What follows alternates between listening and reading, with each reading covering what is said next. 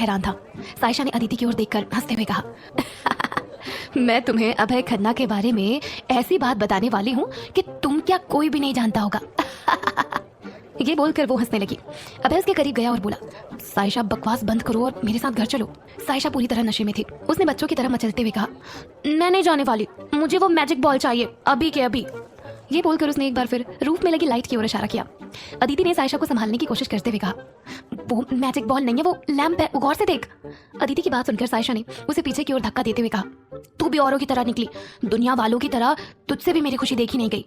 ये बोलकर वो जोर जोर से रोने लगी। अभय ने अदिति को इशारे से चुप रहने के लिए कहा और सायशा से कहा, तुम्हें वो चाहिए? सायशा ने बच्चों की तरह हाँ में सर हिला दिया। अभय ने सायशा के पास खड़े वेटर को रूफ लैंप की ओर इशारा किया और कहा, वो लैंप ला कर दो। उसकी बात सुनकर वेटर कुछ कंफ्यूज्ड था। अभय ने अपनी कड़क आवाज में कहा, मैंने कहा वो लैंप मुझे ला कर दो, फास्ट। वेटर उसकी बात सुनकर कुछ कंफ्यूज्ड था। अभय ने अपनी कड़क आवाज में कहा, मैंने कहा वो लैंप मुझे ला कर दो, फास्ट, और वैसे भी उसे अभय खन्ना ने डबल रेट में खरीद लिया है। वेटर ने तुरंत ही हाँ में सर हिला दिया और वो वहां से चला गया। उसके जाने के बाद सायशा के चेहरे पर बड़ी सी स्माइल आ गई और उसने अभय की ओर देखकर कहा, मैं तुम्हें निहायती खड़ूस और साइको समझती थी, लेकिन तुम तो इतने भी बुरे नहीं हो। अभय को सायशा की ये सारी बातें सुनकर बहुत गुस्सा आ रहा था, लेकिन फिर भी उसने अपने गुस्से पर कंट्रोल रखा।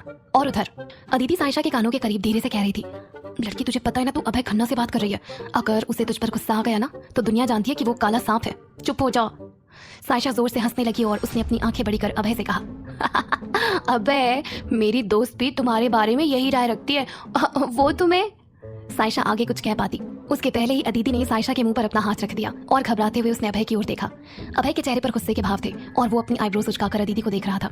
अदिति ने तुरंत बात संभालते हुए कहा, सर प्लीज इसकी बातों को सीरियसली मत लीजिए।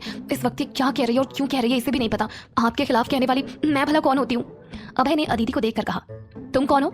अदिति ने घबराकर हकलाते हुए कहा, मैं इसकी चाइल्डहुड फ्रेंड हूँ, अदिति। उसकी बातचीत चली रही थी कि तभी वेटर वहां पहुंचा। उसके हाथ में लैंप था। लैंप को देखकर सायशा बहुत खुश हो गई और उसने उछलकर लैंप अपने हाथों में ले लिया। अभय ने अपने पर्स से कार्ड निकाला और वेटर को देते हुए कहा, लैंप की जितनी भी कीमत हो उसका डबल पेमेंट होना चाहिए। वेटर ने कार्ड लिया और ओके सर बोलकर वहां से चला गया। उसके जाने के बाद सायशा ने लैंप को देखा और खुश होकर कहने लगी, मुझे पता है ये चांद नहीं है, ये मैजिकल बॉल है ना अभय? ये बोलकर वो उस लैंप को अभय को दिखाने लगी। अभय ने सपाट लहजे में कहा, अब तुम्हारा ड्रामा खत्म हो गया हो तो मुझे लगता है हमें घर चलना चाहिए। सायशा ने नहीं में सर हिला दिया और कहा, नहीं, मुझे घर जाने का बहुत शौक है, लेकिन मेरे पास तो घर भी नहीं है, इसीलिए मैं घर नहीं जा सकती। घर पर कोई मेरी फिक्र करे ऐसा कोई नहीं है। क्या करूंगी मैं उस अपार्टमेंट के खाली कमरे में जाकर? आज मुझे किसी के साथ की जरूरत है, बहुत अकेली हूँ मैं। अभय ने अपनी आंखें गोल घुमाई और बड़बड़ाते हुए कहा, इसको पूरी तरह से चढ़ गई है। उसने सायशा को गोद में उठा लिया और बार के एग्जिट डोर के साइड में जाने लगा। सायशा ने लैंप बहुत संभाल कर अपने हाथों में पकड़ा हुआ था। सायशा के साथ मौजूद अदिति को अभय का सायशा के लिए इतना केयरिंग होना थोड़ा अजीब लग रहा था। सायशा को फॉलो करती हुई अदिति भी बार से बाहर निकल आई। अदिति को देखकर अभय ने कहा, मैं जा रहा हूँ, रात काफी हो चुकी है, बेहतर होगा अगर तुम्हारे पास घर है तो तुम घर जाओ। अदिति ने चुपचाप हाँ में सर हिला दिया, क्योंकि उसे पता था अभय खन्ना से सवाल करना मतलब सीधे अपनी जान खतरे में डालना।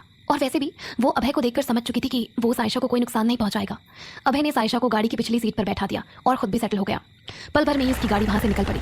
उसके जाने के बाद अदिति ने गहरी सांस ली और खुद से बात करते हुए कहा, ओह माय गॉड, मुझे तो यकीन ही नहीं हो रहा कि मैंने अभी अभी सच में अभय खन्ना को देखा है। और उधर सायशा लैंप को देखकर कह रही थी, अच्छा हुआ जो मुझे मैजिक बॉल मिल गई। गाड़ी ड्राइव कर रहा देवा मिरर से सायशा को देख रहा था। अभय ने मिरर में देखकर कहा, देवा पिछले कुछ दिनों से मैं देख रहा हूँ कि तुम्हारा काम में ज्यादा मन नहीं लगता। देवा ने तुरंत हड़बड़ाकर कहा, नहीं सर, ऐसी कोई बात नहीं है। अभय ने सपाट लहजे में कहा, तो फिर ड्राइविंग पर ध्यान दो। सॉरी बोलकर देवा ने मिरर दूसरी ओर सेट कर लिया। इस बीच सायशा ने अभय के कंधे पर अपना सर रख लिया और लैंप को देखकर बेवजह हंसने लगी। अभय ने सपाट लहजे में कहा, अगर तुम्हें वाइन सूट नहीं करती तो फिर तुमने इतनी क्यों पी रखी है? सायशा ने हंसते हुए उसके दोनों गाल खींच कर कहा, तुम्हारे क्यूट फेस पर भी तो गुस्सा सूट नहीं करता, तो फिर तुम गुस्सा क्यों करते हो, बोलो? अचानक सायशा के ऐसा करने से अभय थोड़ा हैरान हो गया और उसने दांत पीसकर गुस्से में कहा, तुमसे तो बात करना बेकार है, तुम्हें कल ठीक करता हूँ। सायशा उसकी बात सुनकर जोर जोर से चिल्लाकर रोने लगी। अभय ने अपने दोनों कान बंद कर लिए। देवा को भी ड्राइविंग में परेशानी होने लगी। अभय ने देवा से कहा, तुम आगे साइड पर गाड़ी रोक दो। ओके सर बोलकर देवा ने कुछ कदम आगे गाड़ी रोक दी। गाड़ी रुकते ही सायशा ने कार का डोर ओपन किया और कार से बाहर निकल गई। उसे बाहर निकलते देख अभय भी गाड़ी से बाहर निकला और उसे फॉलो करने लगा। अपने पीछे अभय को आते देख सायशा जोर से हंसने लगी। इस वक्त भी उसने लैंप अपने हाथों में कसकर पकड़ा हुआ था। सायशा रोड साइड जाने लगी। अभय ने उसका हाथ पकड़कर उसे कहा, क्या पागल हो गई हो, तुम कहाँ जा रही हो? वहाँ जंगल है। सायशा ने हंसते हुए कहा, वहाँ कोई जंगल नहीं है, वहाँ मुझे मेरी मॉम मिलेगी। ये बोलकर वो रोड की दूसरी साइड चली गई जहाँ बड़े बड़े पेड़ थे। अभय ने उसका हाथ पकड़कर गुस्से से कहा, सायशा मेरा दिमाग खराब मत करो, फौरन यहाँ से निकलो। सायशा ने नहीं में गर्दन हिला दी। अभय ने आगे बढ़कर उसे गोद में उठाने की कोशिश की, लेकिन इससे पहले ही उसने अभय को पीछे की ओर धकेल दिया। अचानक धक्का लगने की वजह से अभय का बैलेंस बिगड़ गया और वो जमीन पर गिर पड़ा, जिससे कि उसके महंगे कपड़े कीचड़ से सन गए। उसे कीचड़ में सने देख सायशा जोर जोर से हंसने लगी। अभय ने गुस्सा करते हुए कहा, हाउ डे यू, तुम्हारी हिम्मत कैसे हुई मुझे धक्का देने की? I will kill you. इस वक्त अभय गुस्से में था। उसकी बात सुनकर सायशा ने अपना हाथ आगे बढ़ाया और कहा, तुम मेरा हाथ पकड़ो और उठने की कोशिश करो। अभय ने जैसे ही सायशा का हाथ पकड़ा, सायशा भी उसके ऊपर जा गिरी और उसके हाथ में रखा हुआ लैंप भी छूटकर कीचड़ में गिर गया। इस वक्त सायशा और अभय दोनों एक दूसरे के बेहद करीब थे। सायशा ने अभय की ओर देखकर कहा, अगर सचमुच तुम मुझे मार सकते हो तो मार दो। मैं रोज रोज के तानों से परेशान हो चुकी हूँ। मैं मॉम के पास जाना चाहती हूँ। ये कहते वक्त सायशा की आंखें नम होने लगी थी और उसकी कही हर बात अभय के दिल तक पहुंच रही थी। अभय ने उसे कसकर गले लगा लिया और कहा, मैं ऐसा कभी सोच भी नहीं सकता। तुम्हारे लिए अभय खन्ना अपनी जान दे भी सकता है और किसी की जान ले भी सकता है। ये कहते हुए उसने सायशा पर अपनी पकड़ और भी ज्यादा मजबूत कर दी। सायशा को भी उसकी ये करीबी बहुत अच्छी लग रही थी। वो दोनों एक दूसरे की बाहों में एक दूसरे की गर्म सांसों को महसूस कर पा रहे थे कि तभी अचानक सायशा रोने लगी। उसकी आवाज सुनकर अभय ने उसे खुद से दूर किया और कहा, क्या बात है, तुम रो क्यों रही हो? सायशा ने रोते हुए बच्चों की तरह एक्सप्रेशन देते हुए कहा, मेरी मैजिक बॉल गुम हो गई। अभय ने अपनी आंखें बंद करके गहरी सांस ली और उसे समझाते हुए कहा, सायशा वो इलेक्ट्रिक लैंप है। सायशा ने भी नहीं में सर हिला दिया और कहा, वो मैजिक बॉल है, उससे मैं अपनी मॉम को वापस बुला लूंगी। मेरी मैजिक बॉल कहाँ गई? ये बोलकर वो अभय की गोद से उतरकर कीचड़ में उतर गई और उसने लैंप उठा लिया। अभय ने अपने सर पर टपली मारकर कहा, अभय, इतनी लड़कियों में तुझे यही लड़की मिली थी प्यार करने के लिए? अभय उठकर खड़ा हुआ और उसने सायशा का हाथ पकड़कर अपनी ओर खींचा। सायशा पूरी तरह कीचड़ में सन चुकी थी। उसे देखकर अभय ने मुंह बनाकर कहा, अपनी हालत देख रही हो तुम? टार्जन की बड़ी बहन दिख रही हो। सायशा ने हंसते हुए कहा, और तुम अपनी हालत देख रहे हो? टार्जन के आशिक लग रहे हो। ये बोलकर वो जोर जोर से हंसने लगी। उसकी बात सुनकर अभय के चेहरे पर तिरछी स्माइल आ गई। अभय ने उसका हाथ पकड़ा और कहा, अब हमें यहाँ से निकलना चाहिए। ये बोलकर अभय उसे खींचकर रोड की साइड ले जाने लगा जहाँ उनकी गाड़ी मौजूद थी। लेकिन सायशा ने अभय से अपना हाथ छुड़ा लिया और एक पेड़ से लिपटकर रोने लगी। इस वक्त उसने एक हाथ से लैंप पकड़ कर रखा था और पेड़ से लिपटकर जोर जोर से बोल रही थी, मिस्टर ट्री, तुम मेरे फैमिली मेंबर हो। मेरे पास मेरा परिवार नहीं है। आज से तुम ही मेरे सब कुछ हो। मेरे मॉम, डैड, मेरा भाई बहन, सब कुछ। I love you mister tree. ये कहते हुए वो उस पेड़ को किस करने लगी। अभय ने झुंझलाकर कहा, सायशा, इस वक्त मिस्टर ट्री, आई मीन तुम्हारी फैमिली गहरी नींद में सो रही है और तुम्हें इस वक्त उन्हें डिस्टर्ब नहीं करना चाहिए। चलो, हम तुम्हारी फैमिली से कल सुबह आकर मिलेंगे, ओके? ये वर्ड्स अभय गुस्से से बोल रहा था, लेकिन अपनी आवाज पर उसका पूरा कंट्रोल था। सायशा ने हाँ में सर हिला दिया और पेड़ से कहा, मिस्टर ट्री, ये साइको बिल्कुल ठीक कह रहा है। मैं तुमसे सॉरी, आप सभी से कल सुबह आकर मिलूंगी। I love you mister tree. ये बोलकर सायशा बार बार उस पेड़ को चूमने लगी। अभय ने झल्लाकर उसे अपनी गोद में उठाया और कार की ओर चल पड़ा। सायशा बार बार पीछे मुड़कर उस पेड़ को फ्लाइंग किसेस दे रही थी। कुछ देर बाद वो दोनों अपनी गाड़ी के पास पहुंचे। सायशा को जबरदस्ती उसने गाड़ी की पिछली सीट पर बिठाया और खुद उसकी पास वाली सीट पर सेटल हो गया। हमेशा वेल मेंटेन रहने वाले अभय को देवा ने पहली बार इतने गंदे कपड़ों में देखा था और उसे अभय पर हैरानी हो रही थी। उनकी गाड़ी में सेटल होते ही उनकी गाड़ी वहां से निकल पड़ी। रात के 4 बज चुके थे। उनकी गाड़ी खन्ना पैलेस के बाहर आकर रुकी। अभय ने गाड़ी से सायशा को बाहर निकाला और पैलेस के अंदर एंटर हुआ।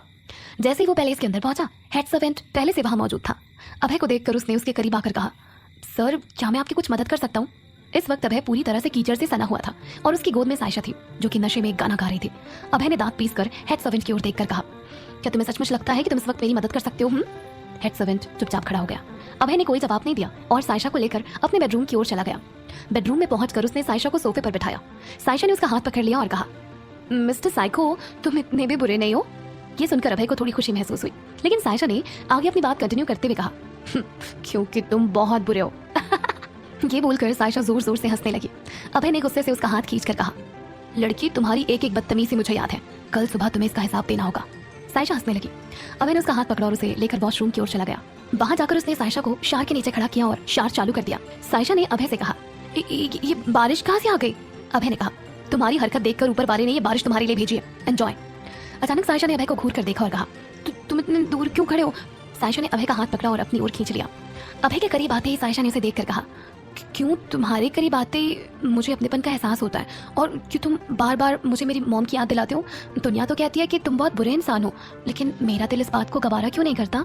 अभय उसकी बात बड़े गौर से सुन रहा था। सायशा उसके करीब आई और उसके होठों को अपने होठों में लेकर किस करने लगी। उसका ऐसा करना अभय को बहुत अच्छा लग रहा था। अभय ने उसे गोद में उठाया और उसे लेकर वॉशरूम से बाहर निकल गया। वो दोनों अब तक एक दूसरे को किस कर रहे थे। क्या कहानी कोई नया मोड़ लेने वाली है? क्या होगा आगे, जानने के लिए सुनते रहिए पॉकेट एफएम। सायशा अभय के बेडरूम में उसके बेड पर मौजूद थी। अभय उसे कंटिन्यूअसली किस कर रहा था। साइशा ने अभय का शर्ट खींचकर उसे अपने और करीब कर लिया और उसकी गर्दन पर बाइट करने लगी।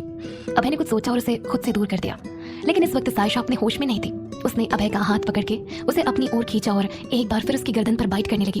अभय ने धीरे से कहा, साइशा मुझे पता है इस वक्त तुम होश में नहीं हो और मैंने तुम्हें पहले भी कहा था कि मैं तुम्हें हासिल नहीं करना चाहता, मैं तुम्हें पाना चाहता हूँ और मुझे ये भी पता है कि मैं तुमसे सीरियस वाला प्यार करता हूँ। कल सुबह जब तुम्हारे पास तुम्हारे सवाल होंगे तो मैं इस कंडीशन में नहीं रहना चाहता कि मैं तुमसे नजर भी ना मिला पाऊँ। ये सारी बातें अभय साइशा की आंखों में आंखें डालकर कर रहा था और उसकी बात सुनकर साइशा स्माइल कर रही थी। हालांकि उसे इस वक्त अभय की कोई भी बात कुछ भी समझ में नहीं आ रही थी, लेकिन उसे उसकी बातें अच्छी लग रही थी। अभय ने साइशा को बेड पर लिटा दिया। अगली सुबह 9 बजे साइशा की नींद खुली। उसके सर में काफी दर्द हो रहा था और उसे हल्के चक्कर भी आ रहे थे। उसने जैसे ही अपनी आंखें खोली, खुद को नई जगह में देखकर वो हड़बड़ाकर उठकर बैठ गई। जैसे ही वो उठकर बैठी, उसने खुद पर नजर डाली। इस वक्त उसके बदन पर एक भी कपड़े नहीं थे। कपड़े के नाम पर सिर्फ उस पर व्हाइट कलर की चादर थी। उसने इस कंडीशन में खुद को देखा, वो बहुत जोर से घबरा गई और उसने खुद से बात करते हुए कहा, मेरे कपड़े कहाँ गए? वो रात की बात याद करने लगी जब वो अदिति के साथ बार में बैठकर वाइन पी रही थी। वाइन पीने के बाद क्या हुआ उसे कुछ भी याद नहीं था और इस तरह खुद को अनजान जगह में देखकर वो बहुत परेशान हो रही थी। वैसे तो वो खन्ना पैलेस के गेस्ट रूम में कुछ दिन रह चुकी थी, लेकिन वहाँ गेस्ट रूम और स्टडी रूम के अलावा उसे कहीं और जाने की जरूरत भी नहीं पड़ी थी। इसीलिए वो अभय का बेडरूम देखकर कुछ समझ ही नहीं पा रही थी। उसे बहुत घबराहट महसूस हो रही थी और इस वक्त उसे लग रहा था कि जरूर किसी ने उसके नशे में होने का फायदा उठाया है और उसे बहुत तकलीफ महसूस हो रही थी। अभी वॉशरूम का डोर ओपन हुआ और अभय वॉशरूम से बाहर निकला। इस वक्त उसने व्हाइट कलर की बाथ गाउन पहन रखी थी जिसकी लंबाई उसके घुटनों तक थी। अभय को सामने देखकर साइशा ने कुछ पल के लिए राहत की सांस ली। अभय ने उसकी ओर देखकर कहा, गुड मॉर्निंग। साइशा इस वक्त उससे नजरें नहीं मिला पा रही थी। उसे खुद पर शर्मिंदगी महसूस हो रही थी। उसे इस वक्त लग रहा था कि एक बार फिर उसने अभय के साथ अपनी सारी हदें पार कर दी है। वो घबरा कर इधर उधर देखने लगे और उसने खुद को उस बेडशीट से अच्छी तरह कवर कर लिया। अभय उसकी घबराहट अच्छी तरह समझ पा रहा था। अभय जैसे ही उसके बेड के पास पहुंचा, साइशा ने पीछे की ओर खिसकते हुए कहा, अभय मैं इस तरफ तुम्हारे बेड पर कैसे आ गई? ये कहते वक्त उसकी काजल से सनी हुई खूबसूरत आंखें लाल हो चुकी थी। उसके मासूम चेहरे में शर्मिंदगी के भाव थे। उसका चेहरा देखकर अभय को हंसी आ रही थी, लेकिन उसने अपनी हंसी पर कंट्रोल किया और थोड़ी कड़क आवाज में कहा, क्या तुम्हें कुछ भी याद नहीं है? साइशा ने नहीं में सर हिला दिया। अभय बेड के सामने रखे सोफे पर बैठ गया और उसने कहा, कल रात तुम अदिति के साथ बार में नशे की हालत में मौजूद थी। ये बात सुनकर तो साइशा ने अपनी आंखें बंद कर ली। अभय ने अपनी बात कंटिन्यू करते हुए कहा, तुमने मुझे कॉल करके वहां बुलाया था। साइशा ने कुछ सोचकर कहा, क्या मैंने तुम्हें वहां बुलाया था? अभय ने हाँ में सर हिला दिया। साइशा मन में सोचने लगी, हर्ष से मिलने के बाद मैंने साइको को कॉल तो किया था, हो सकता है मैंने साइको को दोबारा कॉल किया हो। अभय ने उसकी ओर देखकर कहा, तुमने कल नशे की हालत में क्या क्या किया तुम जानना चाहोगी? साइशा को बहुत ज्यादा शर्मिंदगी महसूस हो रही थी। इस वक्त उसे लग रहा था कि वो अभय की नजरों से बहुत दूर भाग जाए, क्योंकि वो अभय की नजरों का सामना नहीं करना चाहती थी। अभय ने अपने कंधे उचकाकर कहा, कल रात तुम मेरे साथ मेरे घर तक आ गई, यहाँ तक कि तुम मेरे बेडरूम तक भी आ गई और यहाँ आकर तुमने मेरे साथ क्या किया देखो। ये बोलकर अभय ने बात गाउन हटाकर उसे अपनी गर्दन का निशान दिखाया। अभय की गर्दन पर साइशा के दांतों के निशान बने हुए थे, जो कि अब नीले पड़ चुके थे। ये देखकर साइशा ने अपने दोनों हाथों से अपना चेहरा कवर कर लिया। अभय ने अपने होठ कर्ल किए और कहा, वो सारी बातें छोड़ो, हमें रजिस्ट्रार ऑफिस चलना है। साइशा ने हैरान होकर कहा, लेकिन क्यों? अभय ने अपनी आईब्रोज उचकाकर कहा, कल रात तुमने मुझसे वादा किया था कि हम शादी करने वाले और बहुत जल्द हम शादी करेंगे। क्या तुम अपना वादा भूल गए? साइशा ने परेशान होकर कहा, अबे प्लीज कल रात की किसी भी बात को तुम सीरियस मत लो। कल मैं नशे की हालत में थी, मैंने जो कहा नशे की हालत में कहा। अभय ने उसकी ओर देखकर सख्त अंदाज में कहा, देखो लड़की, अभय खन्ना किसी की बात को मजाक में नहीं लेता, समझ में आया तुम्हें? साइशा ने नम आंखों से कहा, अबे प्लीज ट्राई टू अंडरस्टैंड, कल मैं नशे में थी। अभय ने कुछ सोच कर कहा, वैसे मुझे पता है कि तुम अल्लूवालिया फैमिली से अपनी मॉम और अपनी इंसल्ट का बदला लेना चाहते हो। तुम चाहो तो तुम्हारे इस नेक काम में अभय खन्ना तुम्हारी पूरी मदद करेगा। Choice is yours. ये बोलकर अभय अपनी जगह से उठ खड़ा हुआ और बेड के पास रखे टेबल पर रखा कपड़े का फ्रेश सेट उठाया और उसे साइशा के सामने फेंकते हुए कहा, शार लेकर रेडी हो जाओ, कल रात तुमने जो कपड़े पहन रखे थे वो लॉन्ड्री में गए, धुलने गए। साइशा ने हैरान होकर कहा, कपड़े धुलने गए, लेकिन क्यों? अभय ने कहा, कल रात तुमने कीचड़ से होली जो खेली थी, इसीलिए तुम्हारी ड्रेस लॉन्ड्री गई है। ये बोलकर अभय अपने बेडरूम से बाहर चला गया। उसके बाहर जाने के बाद साइशा ने एक बार फिर खुद को उस डबल बेडशीट से कवर कर लिया और खुद से बात करती हुई बोली, मौके का फायदा उठाने से अभय खन्ना से बेहतर कोई नहीं जानता। सुबह के 10 बज चुके थे। साइशा शार लेकर रेडी हो चुकी थी। वो शर्माती हुई अभय के बेडरूम से बाहर निकली। बेडरूम के बाहर कॉरिडोर में मैरी क्लीनिंग कर रही थी। साइशा को देखकर उसने कहा, गुड मॉर्निंग मैडम, अब आप कैसी हैं?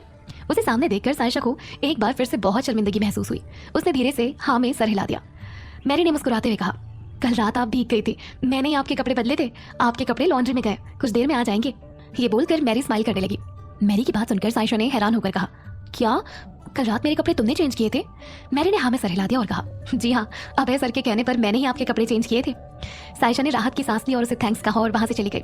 साइशा जैसे ही सीढ़ियों से नीचे आई, सामने बड़ी सी डाइनिंग टेबल पर अभय मौजूद था और उसे देखकर समझ में आ रहा था कि वो साइशा का ही वेट कर रहा है।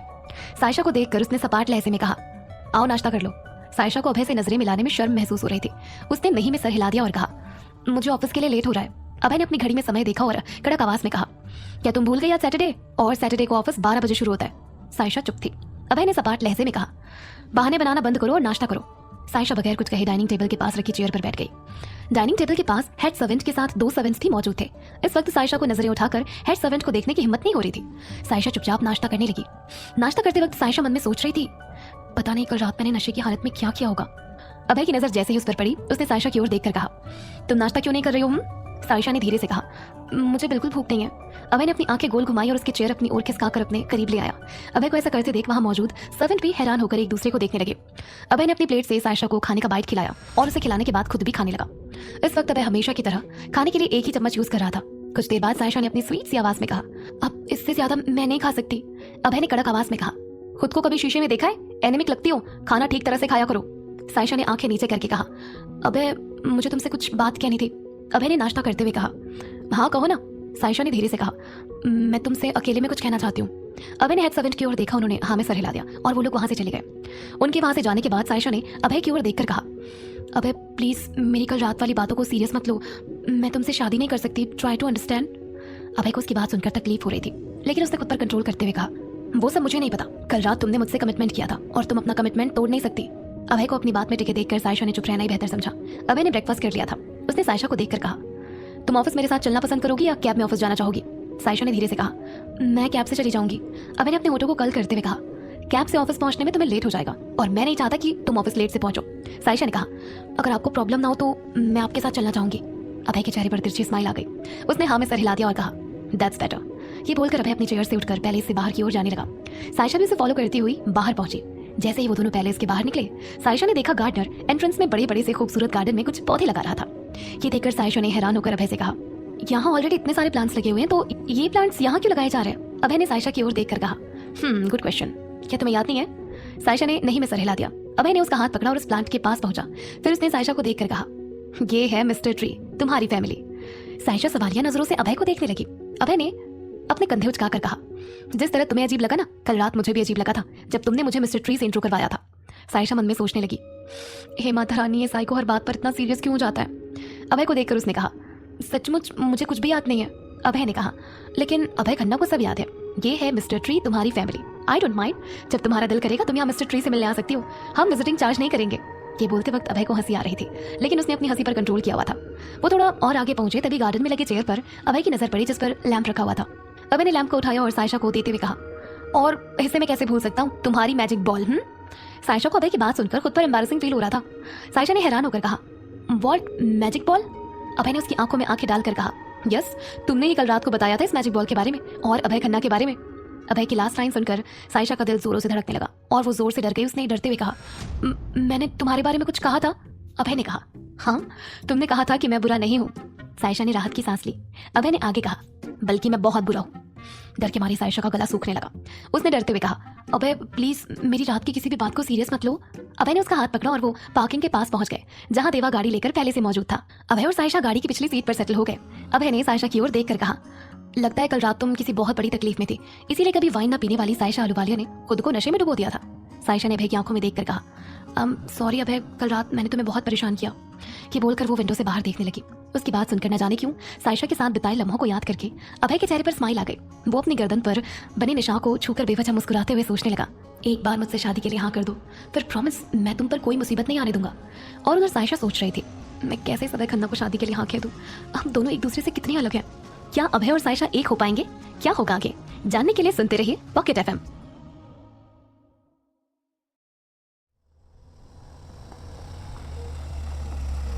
कुछ देर बाद अभय की कार उनके ऑफिस के बाहर आकर रुकी। सायशा बगैर अभय से कुछ कहे ऑफिस के अंदर चली गई। उसके जाने के बाद अभय के चेहरे पर तिरछी स्माइल आ गई। सायशा जैसे ही अपने केबिन में पहुंची, उसने अपना लैपटॉप ओपन करके उसमें कुछ एंट्री करने लगी। तभी उसने महसूस किया कि उसके केबिन के बाहर ऑफिस की कुछ लड़कियों का ग्रुप उसकी ओर ही देख रहा था।